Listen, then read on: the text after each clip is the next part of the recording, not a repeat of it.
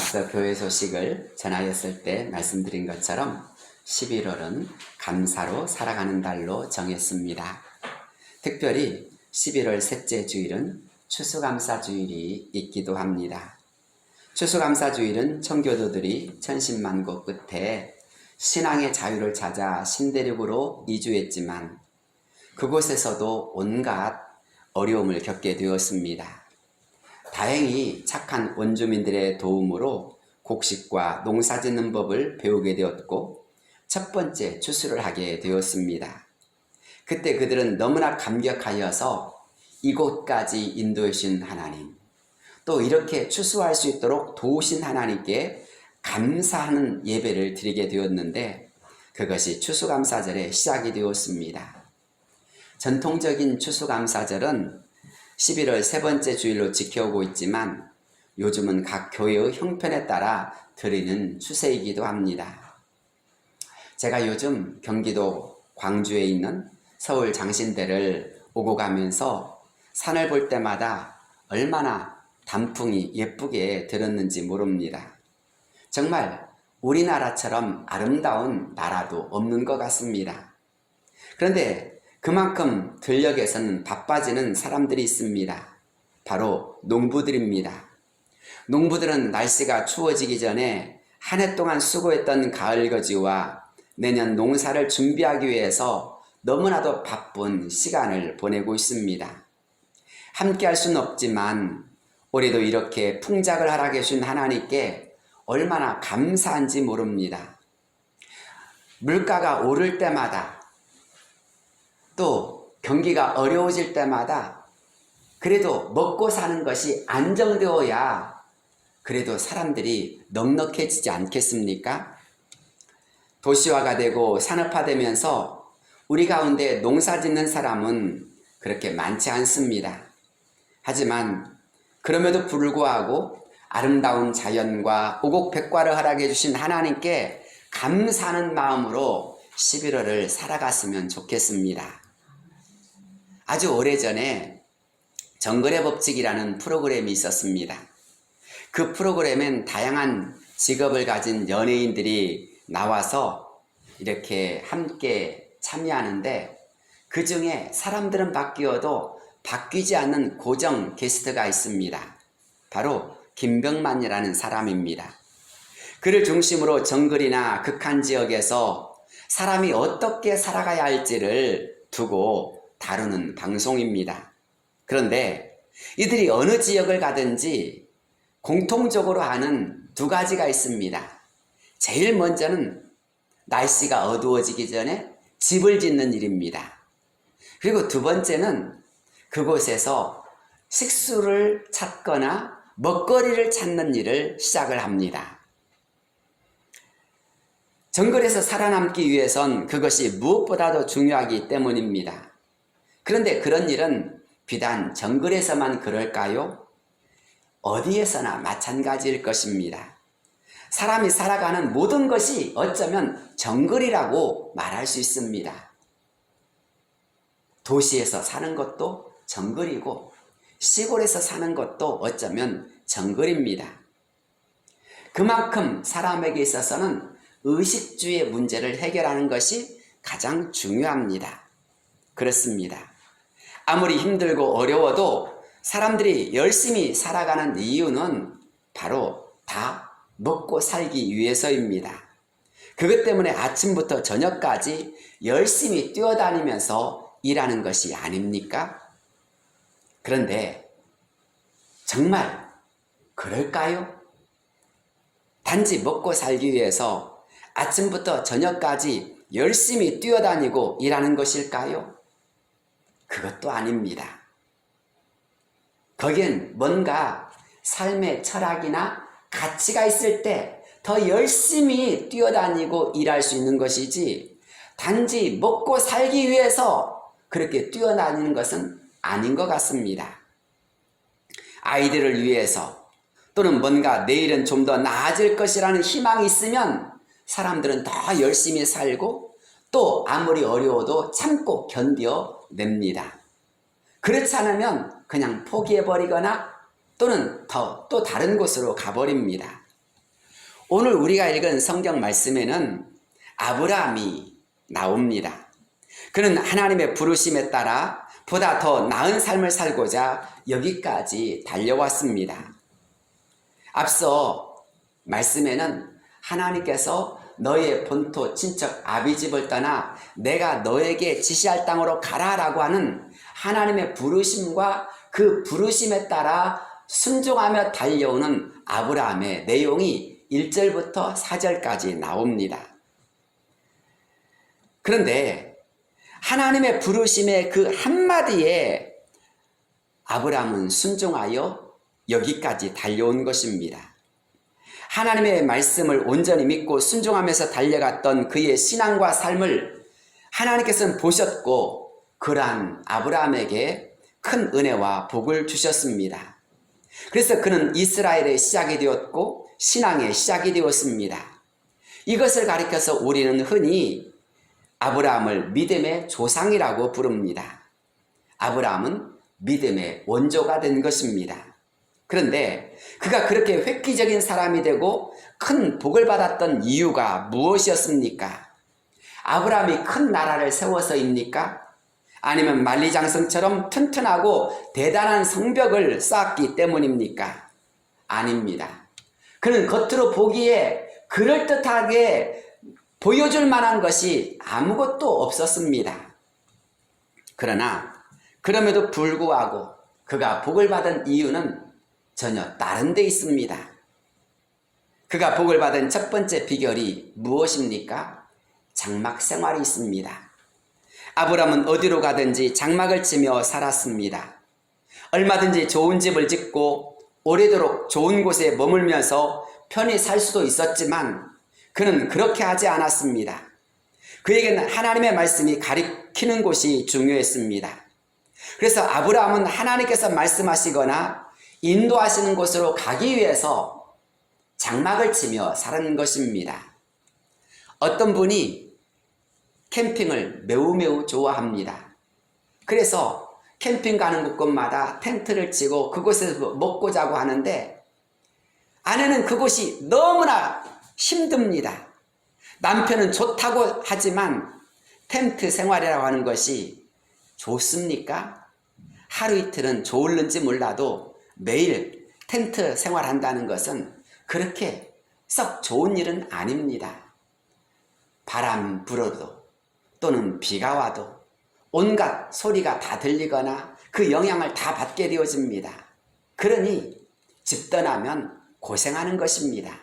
그래서 다 좋은 집에 살고 싶어 합니다. 그런데 아브라함은 본토 친척 아비집을 떠나서 가는 것입니다. 하나님께서 가라고 하시는 곳에, 하나님이 인도하시는 곳에 가고 또 가는 것입니다. 그의 장막 생활은 하나님의 말씀을 향한 그의 순종을 보여주는 것입니다. 사랑하는 성도 여러분, 저와 여러분의 삶 속에서 언제나 하나님의 말씀이 보여진 역사가 이루어지길 바랍니다. 아브라함은 장막을 통하여서 하나님께 순종하는 그의 마음을 표현하는 것입니다.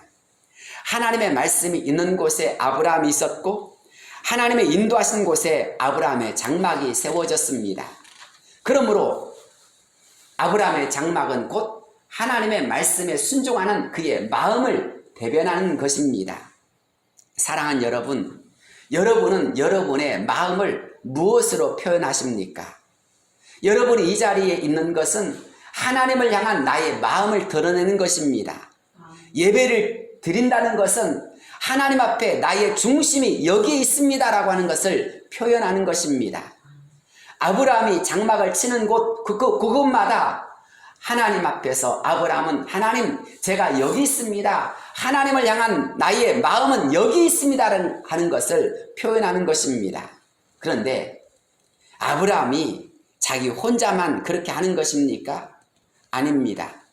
아브라함은 자기가 하란에서 얻었던 모든 소유물들, 자기의 모든 종들까지도 다 데리고 나가는 것입니다. 그렇다면 이 사람들이 보통 사람들이 아닙니다. 거의 한 마을이나 한 부족과 같은 그러한 공동체를 의미하는 것입니다. 모든 공동체를 이끌고 가자라고 하는데 어디로 가야 합니까? 물을 때 나 잘 몰라. 이렇게 하면 얼마나 난감한 일이겠습니까? 제가 가끔씩 예전에 들었던 말이 무엇인 줄 아십니까? 다 가자라고 했는데 여기가 아닌가 봐 라고 하면 따라오는 사람이 얼마나 힘들겠느냐라는 말입니다. 그렇습니다. 아브라함이 그런 것입니다. 아브라함이 자기만 혼자 가면 되는데 아내가 있습니다. 그리고 따르는 모든 사람들이 있습니다. 그런데 그런 사람들이 묻습니다. 주인님, 오늘은 어디로 가야 할까요? 나 몰라. 그러면 얼마나 따라가는 사람이 힘이 팽기겠습니까? 그런데 그때마다 기도해 볼게. 하나님이 뭐라고 하실지 기도해 볼게. 라고 하면서 아브라함은 하나님께 또 묻습니다. 하나님이 가라고 하면 또 갑니다. 멈추라고 하면 또 멈춥니다. 그러니 그런 사람을 따라서 가는 모든 집사람들은 얼마나 고생하겠습니까? 그런 사람을 다독이면서 아브라함은 가야만 하는 것입니다. 그런데 그렇게 모든 사람들을 이끌고 하나님 앞에서 끊임없이 인도하신 곳을 따라간다는 것이 쉽지만은 않은 일입니다. 그렇게 쉽지 않은 먼 거리를 아브라함은 하나님의 인도하심을 따라 가고 또 가다가 여기까지 온 것입니다. 물이 있어야 하고 먹거리 문제가 해결되어야 하고 안전을 보장할 수 있는 자리를 다 좋아합니다. 그런데 아브라함이 가야 하는 곳에 그곳엔 언제나 그런 모든 것들이 다 보장되지 않았습니다. 딱 하나 아브라함은 하나님의 말씀만, 하나님의 인도하심만 바라보며 달려간 것입니다. 우리가 흔히 기대하는 안전하고 먹거리가 풍성하고 모든 것이 다 살기 좋은 풍광 좋은 그런 곳이 아닌 하나님이 인도하시는 곳, 하나님이 말씀하시는 곳을 가기 위해서 아브라함은 장막을 치고 또 장막을 치면서 가고 또 간 것입니다. 사랑하는 성도 여러분, 우리가 흔히 하는 말이 있습니다. 좋은 곳, 좋은 자리엔 언제나 임자가 있다는 것입니다. 다 임자가 있습니다. 그러니 아브라함이 장막을 쳐야만 했던 곳은 그렇게 썩 좋은 곳은 아닐 것이었습니다. 그럼에도 불구하고 아브라함은 하나님의 말씀에 따라 달려갔고 하나님의 인도하심에 순종하면서 그곳으로 가고 또 갔고 또 갔을 것입니다. 그러니 한마디로 아브라함뿐만 아니라 모든 집사람들은 고생하고 또 고생했을 것입니다. 힘들고 또 힘들어서 인생이 매우 고달팠을 것입니다. 그러나 아브라함은 믿음으로 모든 것을 참고 견뎌냈습니다. 왜 그랬을까요? 그에게 믿음과 소망이 있었기 때문입니다. 꿈과 소망이 있었기 때문에 그는 모든 것을 참고 견딜 수 있었고 달려갈 수 있었던 것입니다. 여러분, 꿈과 소망과 미래가 있으면 아무리 어려워도 달려가는 것입니다. 하나님은 우리에게 꿈과 희망과 미래를 주시는 분이십니다. 히브리서 11장 10절 말씀을 보면 믿음으로 그가 이방의 땅에 있는 것 같이 약속의 땅에 거류하여 동일한 약속을 유업으로 함께 받은 이삭 및 야곱과 더불어 장막에 거하였으니 이는 그가 하나님이 계획하시고 지으실 터가 있는 성을 바랐습니다. 지금은 내가 장막을 치며 살고 있지만 하나님께서 언젠가 나를 위해서 영원한 집을 준비하셨다는 이 희망이 아브라함에겐 가득했다라는 것입니다. 그래서 어떤 고난과 어려움이 와도 아브라함은 참고 견딘 것입니다. 하나님이 계획하시고 지으실 터가 있는 성을 바랐습니다. 즉 하나님께서 하실 것이라는 희망 때문에 그는 더 나은 내일의 희망을 가지고 달려가고 또 달려간 것입니다. 아무리 장막생활을 하고 이동생활을 한다 할지라도 지금 당장 불편하고 어려움이 많지만 참고 견디고 또 견디며 달려갈 수 있었던 이유는 하나님께서 하실 거야 라고 하는 희망이 그에게 가득했기 때문입니다. 하나님께서 계획하시고 지으실 터가 있는 성, 그것을 바라는 것, 하나님의 도성이 그에겐 꿈이 되었기 때문입니다. 사랑하는 여러분, 이 꿈이 저와 여러분에게도 가득할 수 있기를 바랍니다. 내일에는 하나님께서 더 좋은 일을 나에게 이루어 주실 거야 라고 하는 그 꿈과 희망이 우리 안에 가득했으면 좋겠습니다. 하나님은 희망을 주시는 분이시기 때문입니다. 에레미야 29장 11절 말씀, 여호와의 말씀이니라 너희를 향한 나의 생각을 내가 아나니 평안이요 재앙이 아니니라 너희에게 미래와 희망을 주는 것이니라. 이 말씀을 믿으십니까? 너희에게 평안을 주려고 하는 것, 미래와 희망을 주려고 하는 것이 나의 뜻이다라고 하는 것입니다. 그렇다면 이것이 진짜 믿어진다면 어려움도 괴로움도 그것이 다가 아니라는 겁니다. 그것을 믿기에 달려갈 수 있는 것입니다. 그것을 믿기에 이 자리에 올 수 있고 그것을 믿기에 또다시 힘을 다해서 온 가족과 더불어서 기도의 자리로 믿음의 자리로 장막을 치면서라도 달려가는 것입니다. 사랑하는 여러분, 우리가 왜 이 자리에 왔을까요? 조그만 상가교회를 할지라도 하나님의 약속 때문에 미래와 희망을 주겠다는 하나님의 말씀 때문에 온 줄로 믿습니다. 두 번째로 아브라함이 복을 받은 비결은 가는 곳곳마다 제단을 쌓았기 때문입니다. 우리가 읽은 본문 7절을 보면 여호와께서 아브라함에게 나타나 이르시되 내가 이 땅을 내 자손에게 주리라 하신지라. 자기에게 나타나신 여호와께 그가 그곳에서 제단을 쌓고 거기서 베델 동쪽 산으로 옮겨 장막을 치니 서쪽은 베델이요 동쪽은 아이라. 그가 그곳에서 여호와께 제단을 쌓고 여호와의 이름을 부르더니. 장막이 아브라함의 육신적 필요를 대표하는 것이라고 한다면 제단은 아브라함의 영적인 필요를 대표하는 곳이라고 말할 수 있습니다. 이 제단은 아브라함에게 있어서 하나님에 대한 믿음의 표현이요 하나님과의 교통의 자리였습니다. 아브라함에게 있어서 제단은 나침판이나 등대와 마찬가지였습니다. 내가 지금 무엇 때문에 여기에 있고 또 앞으로 어디로 가야 하는지, 나가 하나님의 뜻은 무엇인지 그곳에서 알 수 있고 고백되기 때문입니다. 그래서 아브라함은 가는 곳마다 그의 발길이 닿는 곳마다 제일 먼저 제단을 쌓았습니다. 그래서 아브라함의 인생을 어떤 사람은 제단 쌓는 인생이라고 말하기도 합니다. 그렇다면 아브라함의 제단 쌓는 것이 오늘 우리에겐 어떤 의미가 됩니까? 로마서 12장 1절은 너희 몸을 하나님이 기뻐하시는 거룩한 산제사로 드리라 이는 너희가 드릴 영적 예배니라 라고 하였습니다. 사도 바울은 성도들을 향하여서 이 세상을 본받지 말고 라고 말하면서 우리 몸을 하나님이 기뻐하시는 거룩한 산제사로 드려야 한다라고 하였습니다.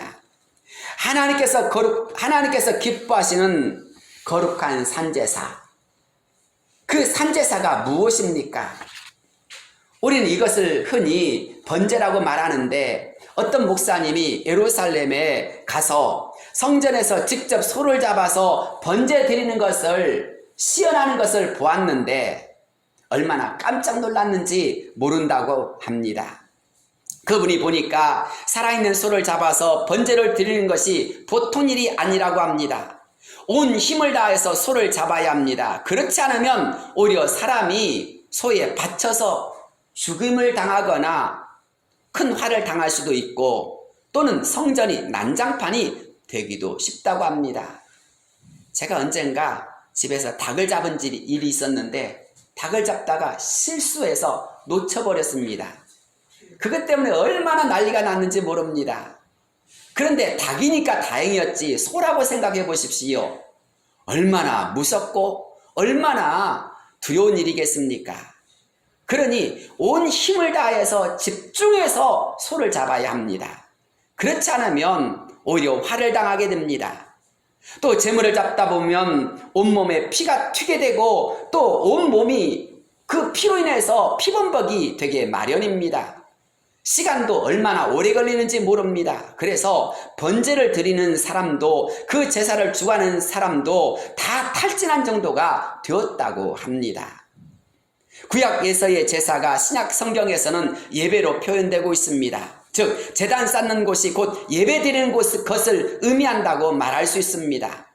사도 바울은 예배를 드리되 하나님이 기뻐하시는 산 제사가 되어야 한다고 하였습니다. 예배를 드릴 때 그냥 대충 예배하고 그냥 집으로 돌아가는 것이 아니라 정말 하나님이 기뻐하신 예배가 되기 위하여서는 나의 생각도 나의 몸도 나의 모든 것을 다하여서 하나님 앞에 집중하고 또 집중해야 한다는 것입니다. 그렇지 않으면 순식간에 내가 화를 입을 수도 있고 사탄이 틈탈 수도 있는 것이고 그 제사가 무의미한 제사가 될 수도 있다는 것입니다. 이왕 예배드리러 온 것 하나님께서 기뻐하시는 예배가 되어질 수 있도록 주님 저에게 말씀하여 주옵소서. 주님 제가 주님을 만나기를 간절히 열망합니다라는 마음으로 나갈 수 있기를 바랍니다. 우리가 왜 그렇게 산제사 같은 예배를 드려야 할까요? 첫째로 진짜 하나님의 은혜가 감사하면 그래야 된다는 것입니다. 앞서 말씀드린 것처럼 7절에서 아브라함은 하나님께 제단을 쌓았습니다. 여호와께서 아브라함에게 나타나 가라사대 내가 이 땅을 내 자손에게 주리라 하신지라. 하나님께서 이렇게 약속의 말씀을 해주시자 아브라함은 너무나 감동하고 감사한 나머지 하나님 앞에 제단을 쌓은 것입니다. 수많은 사람 가운데서 아브라함을 지명하여 불러주셨고 믿음의 조상이 되도록 그에게 약속해 주셨습니다. 하나님께서 자신을 만나 주신 것만 해도 너무 감사한데 이 땅을 그렇게 오래도록 사모하면서 달려왔는데 마침내 그 땅에 도착했습니다. 그런데 이렇게 도착하자마자 다시 하나님께서 그에게 만나 주시고 말씀을 주시자 아브라함의 마음은 얼마나 벅찬 감동으로 감격으로 솟아오르겠습니까? 그렇습니다. 하나님의 말씀 한마디 한마디가 그에겐 은혜가 되었고 감사의 제목이 된 것입니다. 수많은 집사람들이 어디로 가야 합니까? 이제 어떻게 해야 됩니까? 물을 때마다 난감할 때가 한두 번이 아니었을 것입니다. 그러나 그는 하나님께서 하실 거야, 하나님께서 인도해 줄 거야, 하나님께서 우리를 도와줄 거야 라고 끊임없이 반복하며 끊임없이 그들을 설득했지만 아무것도 말해주지 못하였을 때, 말할 수가 없을 때 얼마나 난감하겠습니까? 그런 모든 우여곡절 끝에 이렇게 가나안 땅 세겜 땅까지 이르게 된 것입니다. 그렇게 천신만고의 여행 끝에 가나안 땅에 도달했는데 그 거리가 갈대아 우르에서부터 약속의 땅 가나안 땅까지의 거리가 그냥 쉽지 않은 거리입니다. 850km 정도입니다. 이 먼 거리를 가족들과 가축들을 다 데리고 걸어온 것입니다. 5절이지요. 아브라함이 그 안에 사라와 조카 롯과 하란에서 모은 모든 소유와 얻은 사람들을 이끌고 가나안 땅으로 가려고 떠나서 마침내 가나안 땅에 들어갔더라. 그렇습니다. 그런 긴 여행 끝에 마침내 가나안 땅에 도착했으니 얼마나 감사했겠습니까? 지금까지 지내온 것, 여기까지 온 것이 다 하나님의 은혜요 도우심인 것입니다. 그래서 그는 그곳에 제단을 쌓고 하나님께 감사를 드린 것입니다. 한마디로 아브라함의 이 제단은 감사의 제단입니다. 사랑하는 성도 여러분, 지금까지 지내온 모든 것이 하나님의 은혜인 줄 믿습니다. 그런데 지금까지 인도해 주신 것만 해도 너무 감사한데 이제 다시 한번 이 아브라함에게 내가 너에게 이 땅을 줄 것이다 라고 약속해 주시자 또한 얼마나 감사하겠습니까? 그래서 아브라함은 진심에서 우러나는 나오는 마음으로 하나님께 제단을 쌓은 것입니다. 그래서일까요? 오늘 본문의 말씀을 보면 아브라함의 우선순위가 바뀌어지는 것을 볼 수가 있습니다. 전에는 보통 장막을 친 다음 제단을 쌓았는데 이제부터는 제단을 먼저 쌓은 다음 자신의 장막을 치기 시작했습니다. 그래서 7절에서 8절 말씀을 보면 자기에게 나타나신 여호와께 그가 그곳에서 제단을 쌓고 거기서 베델 동쪽 산으로 옮겨 장막을 치니 서쪽은 베델이요 동쪽은 아이라 그가 그곳에서 여호와께 제단을 쌓고 여호와 이름을 부르더니라고 하였습니다. 이 말씀을 보면 아브라함의 마음이 온전히 하나님께 있음을 발견할 수 있습니다. 하나님의 은혜가 너무 감사하다 보니 이제는 삶의 모든 중심이 하나님 우선주의로 바뀐 것입니다. 그래서 제단을 먼저 쌓고 여호와의 이름을 부르는 역사가 시작된 것입니다. 사랑하는 여러분, 저와 여러분의 모든 삶 속에서 예배가 먼저인 자가 될 수 있기를 바랍니다. 큰 소리로 아멘. 아멘. 예배가 먼저인 사람, 여호와의 이름을 먼저 부를 수 있는 자가 진짜 그리스도인인 것입니다. 내가 어디로 가든지 어디에 교회가 있을까를 찾을 수 있는 사람들, 내가 먼저 하나님 이곳에 인도해 주신 하나님께 감사합니다라고 말할 수 있는 사람들, 그것이 진짜 예수님 믿는 사람들이지 않겠습니까? 그렇습니다. 비록 떠돌이라 할지라도, 장막 생활이라 할지라도 하나님의 약속이 있다면, 하나님의 은혜가 있다면 진짜 감사한 것입니다. 그래서 그런 사람들에게는 항상 하나님 앞에 감사합니다, 감사합니다라고 하는 찬송이 우러나오게 마련입니다. 찬송가 490장에는 내 영혼이 은총 입어 중한 죄짐 벗고 보니 슬픔 많은 이 세상도 다 함께 전국으로 하도다. 할렐루야 찬양하세. 내 모든 죄 사함받고 주 예수와 동행하니 그 어디나 하늘나라. 아멘. 그런데 3절이 기가 막힙니다. 높은 산이 거친 들이 초막이나 궁궐이나 내 주 예수 모신 곳이 그 어디나 하늘나라. 사랑하는 여러분, 하나님의 인도하심이 있으면, 하나님의 약속이 있으면 그 어디나 하늘나라가 되어짐을 믿습니다. 이런 찬송이, 이런 감사가 저와 여러분의 삶의 현주소가, 신앙의 현주소가 될 수 있기를 축복합니다. 무엇을 많이 가지고 있어야 감사하는 것이 아닙니다. 지금까지 지내온 것을 생각하면 얼마든지 감사할 수 있습니다. 아니, 더 나아가 앞으로도 도와주실 하나님의 은혜가 믿어지면 진짜 감사할 수 있습니다. 이 은혜가 저와 여러분에게 가득하기를 바랍니다. 시편 100편 4절 감사함으로 그의 문에 들어가며 찬송함으로 그의 궁정에 들어가서 그에게 감사하며 그의 이름을 송축할지어다. 시편 50편 23절 감사로 제사를 드린 자가 나를 영화롭게 하나니 그의 행위를 옳게 하는 자에게 내가 하나님의 구원을 보이리라. 사랑하는 여러분, 감사로 제사를 드릴 때, 감사함으로 예배를 드릴 때 하나님께서 그것을 영화롭게 받으신다는 것입니다. 그럴 때 하나님께서 그들에게 하나님의 구원을 보여주시겠다라고 약속해 주십니다. 저와 여러분의 삶이 이런 멋진 삶이 되었으면 좋겠습니다. 지금까지 지내온 것을 생각해 보십시오. 얼마나 감사합니까? 나는 실수할 수도 있고 또 우리의 자녀가 어떤 어려움을 당할 수도 있었는데 하나님께서 기가 막힌 은혜 가운데서 피할 길을 예비해 주시고 그때그때마다 도와주시고 인도해 주셔서 여기까지 온 것을 생각해 보십시오. 얼마나 감사합니까? 안 그래요?